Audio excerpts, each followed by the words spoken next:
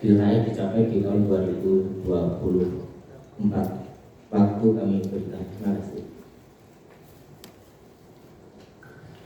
Assalamualaikum warahmatullahi wabarakatuh.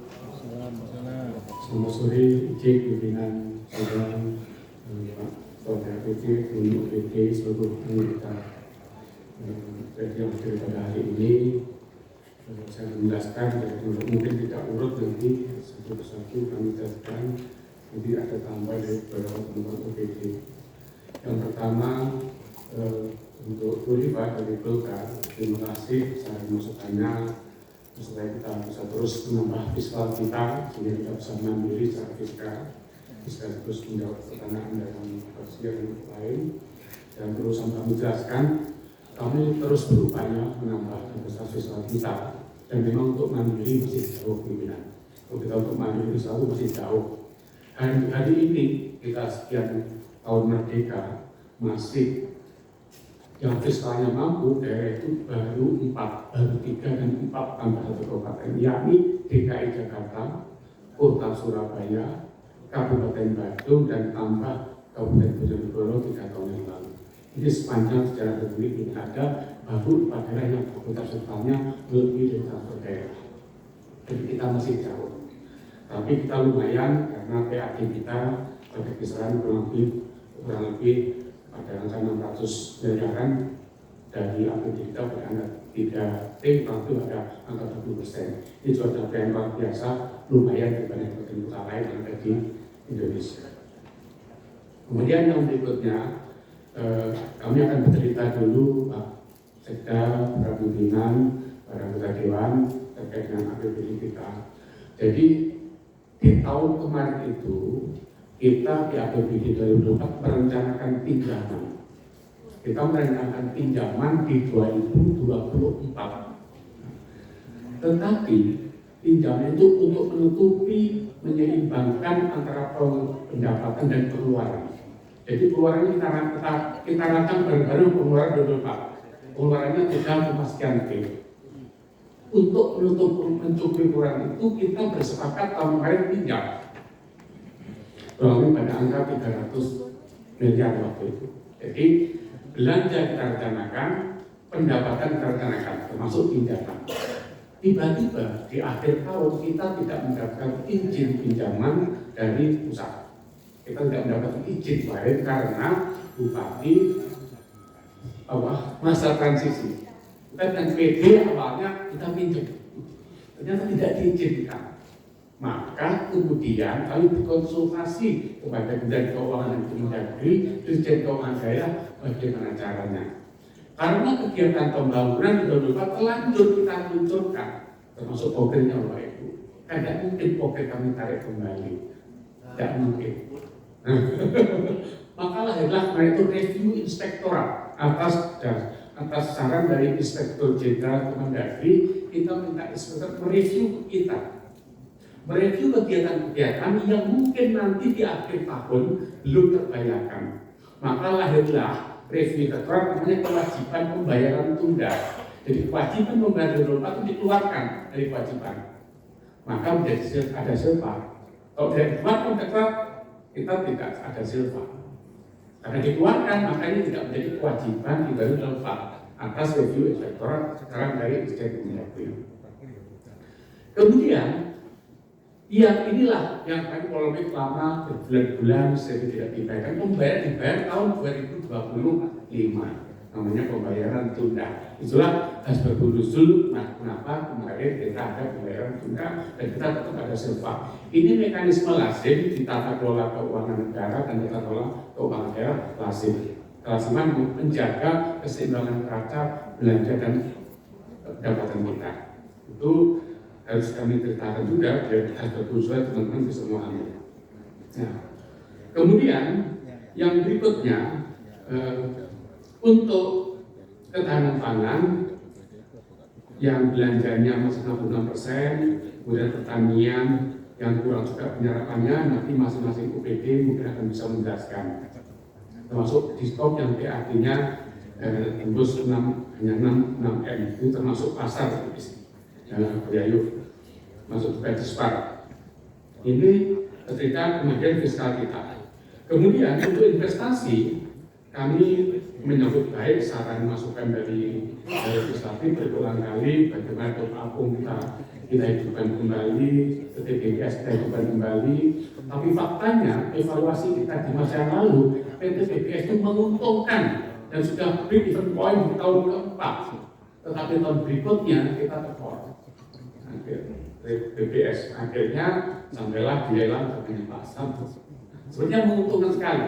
Karena waktu itu mungkin kita tidak konsistenan manajemen ketika terlalu banyak pegawai, tidak seimbang antara pengeluaran dan pendapatan. Nah, kita ini agak mau mengulang lagi agak grogi.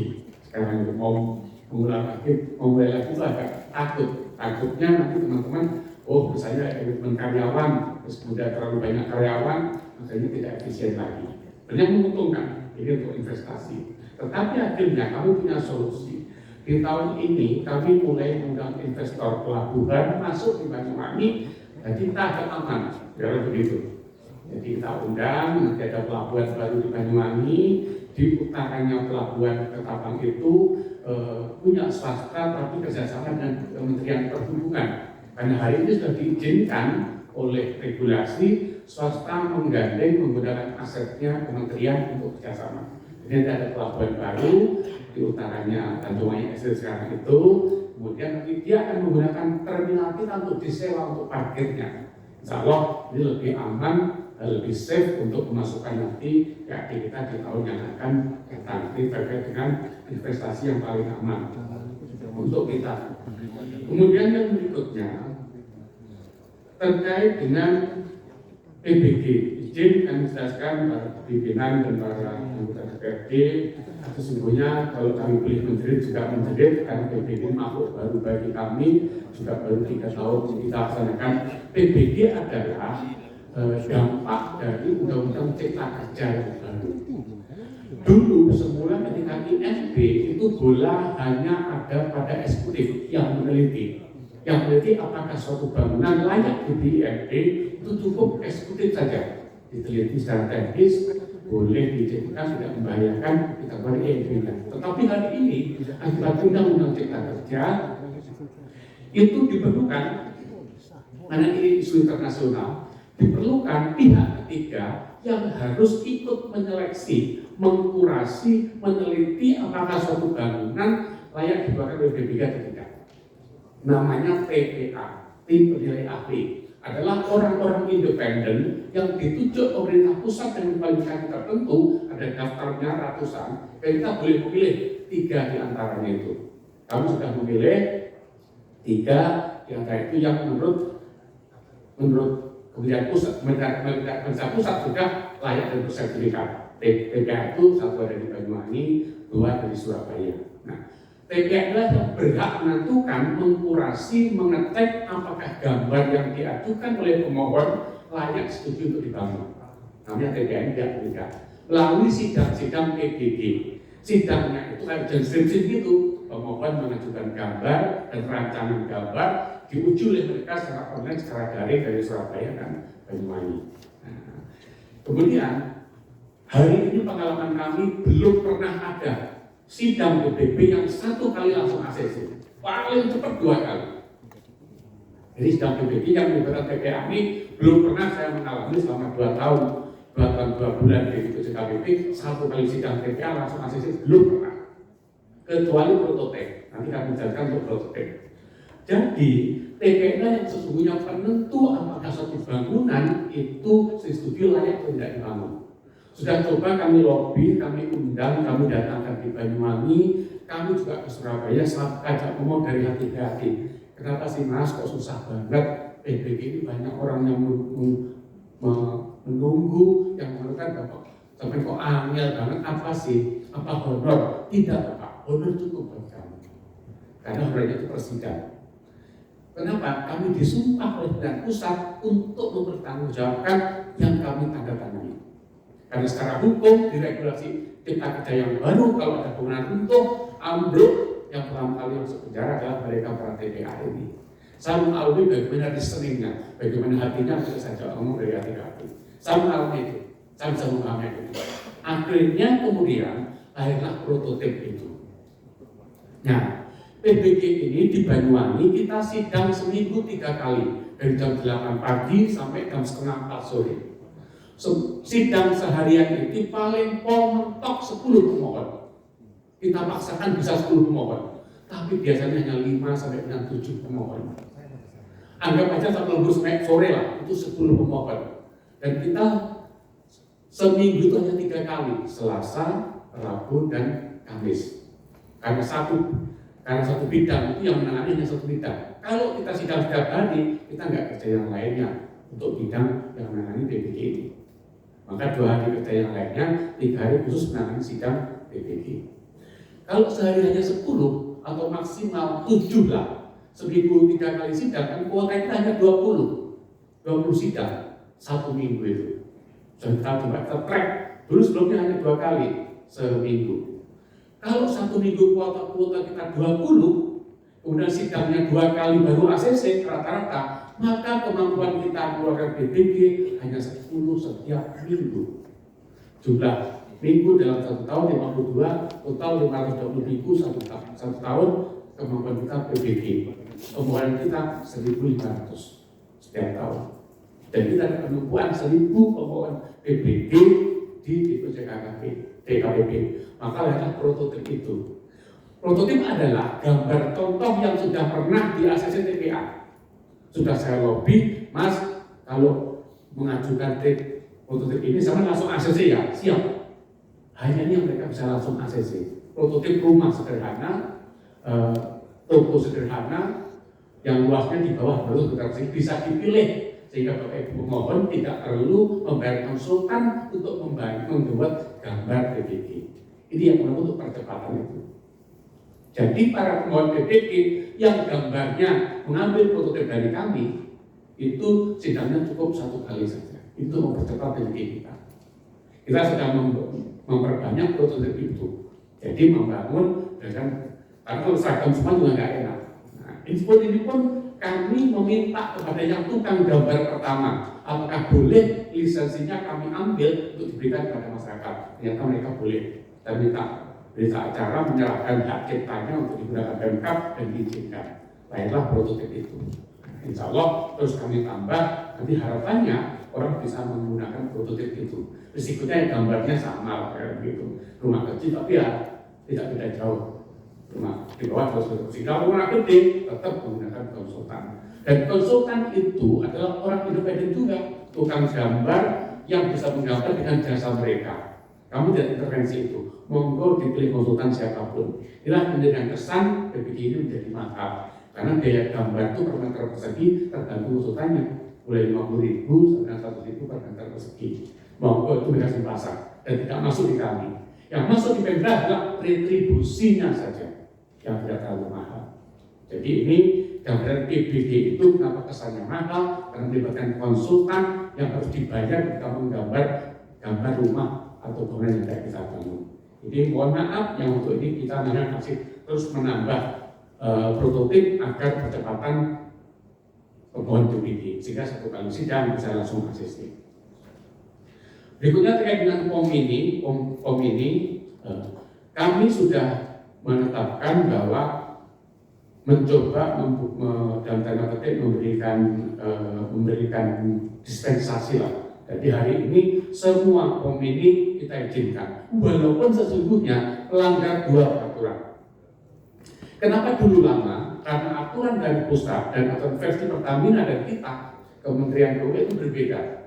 Contoh begini, di Kementerian PUPR di tata ruang itu sekian persen tanah yang dimohon itu harus kosong. Tetapi kondisi itu tidak, sekian persen ada tankinya, ada bunganya, sehingga persentasenya itu tidak sesuai dengan dari Kementerian PUPR. Tapi sudah kita tabrak kemarin, sudah sesuai saja kita kasihkan. Kita merem karena ini karena juga arahan pimpinan, dia sudah konsultasi kepada pimpinan juga.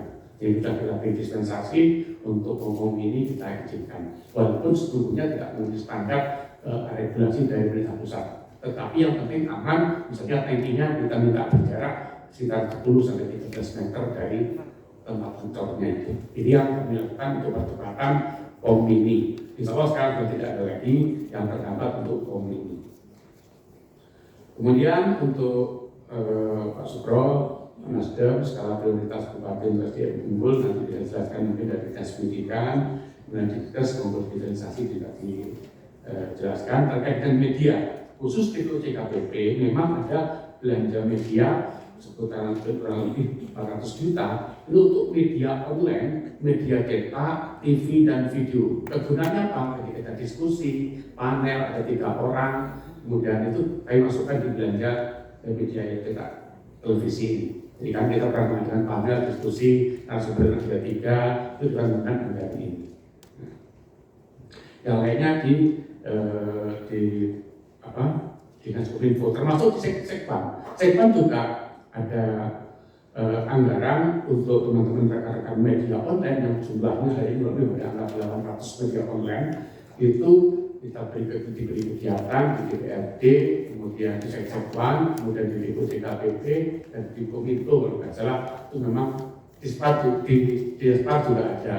Itu kalau kita misalnya membuat berita itu satu berita ada syarat yang terpenuhi dari semacam itu menerima kurang lebih ada 700.000. Dulu 1,5 juta, sekarang sudah 700.000 dispesikan. Jadi mereka nyaman menerima anggaran dari kita, termasuk bagian itu bagian untuk konsolidasi teman-teman media online. Itu untuk media. Kemudian yang berikutnya terkait dengan angka-angka, kami masih menyusun angka-angka untuk percepatan capaian BPJKPP. Yang jelas untuk tahun kemarin, untuk di BPJKPP itu setiap tahun hampir sama. Targetnya adalah setiap tahun 560 km jalan itu harus halus, mulus, tanpa lubang, tanpa pasir. Itu targetnya dari Ketua ISI, dari Pak Sekda selaku dalam sepeda. Karena internasional terbanyak jadi itu syaratnya jalannya harus halus, mulus, tidak boleh ada lubang, tidak boleh ada pasir. Ini target pertama di BPJKPP setiap tahun 500 kilo sampai 600 kilo tergantung apa itu panjang rutenya. Kemudian target yang kedua adalah berikutnya adalah membangun jalan menuju destinasi wisata. Jadi ketika Dispar membuat destinasi wisata baru, membranding wisata baru, kita membangun jalannya. Jumlahnya masih kita hitung berapa kilometer jalannya. Yang ketiga, kita baru kemudian rencananya di BPJKPP yakni mengutamakan jalan-jalan yang kerusaknya di atas 40%. Tetapi tahun ini mohon izin dan mohon maaf untuk kerusakan jalan kita hanya bisa pada sampai tahap penambalan lubang saja. Karena kita terkurangi anggaran kita di tahun ini kurang lebih 59 miliar khusus untuk jalan kita dipangkas karena efisiensi investasi tahun 2022. Di tahun ini kami hanya bisa menambah, tidak bisa overlay di atasnya. Ya tidak berlubang tapi sudah berjalan begitu, tapi tidak berlubang kayak begitu. Nah, itu untuk capaian-capaian makro, insya Allah sudah kita jawab kemarin teman dari PKB waktu jawaban di fraksi yang kemarin beberapa sudah kita sampaikan untuk indikator makronya, tingkat kemiskinan, Gini rasio, pengangguran terbuka, sudah dijelaskan di kemarin saat jawaban di fraksi beberapa hari yang lalu. Saya kira itu sementara dari kami. Terima kasih. Saya kira sementara. Wassalamualaikum warahmatullahi wabarakatuh. Untuk ditambahkan sekalian Mas Yayan yang dari berita tentang bansos yang melanggar efisiensi dan bisa 100% dicairkan.